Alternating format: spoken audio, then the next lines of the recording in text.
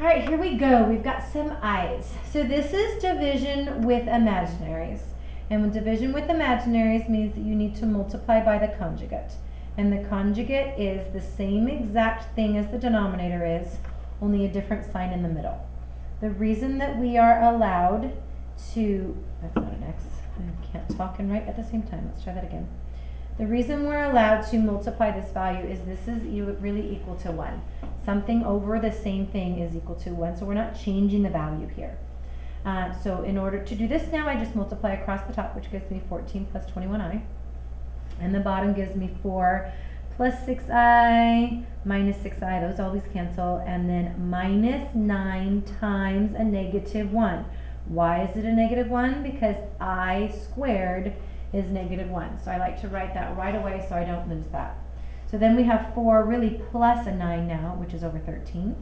So as you can see, this needs to divide into both, giving me 14 thirds plus 2i over 13.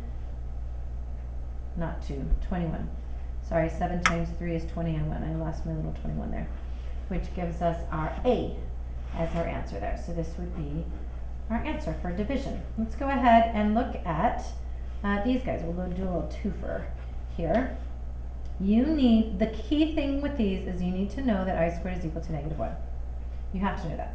So what we want to do is figure out how many I squareds are in there. Well, 2 goes into 27, 13 times with 1 left over.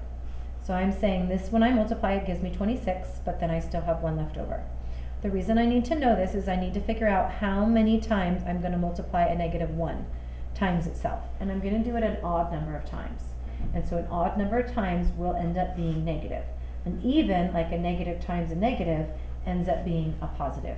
But an odd, a negative times a negative times a negative, ends up being a negative. Let's look at how we would apply that here. You would try to figure out how many I squareds go in, so that'd be 401. But then you still have 1 I left over. And this is an odd number, so again, it's negative. Let's go ahead and do this one just to be a little different here. Here we have 2 I squareds with 1 left over. So it would be I, but this is an even number of negatives, which would end up being a positive. So it's not always negative I just want to clarify that, make sure we know that for those guys there. Alright, so we're going to look at 3 more. Come check us out.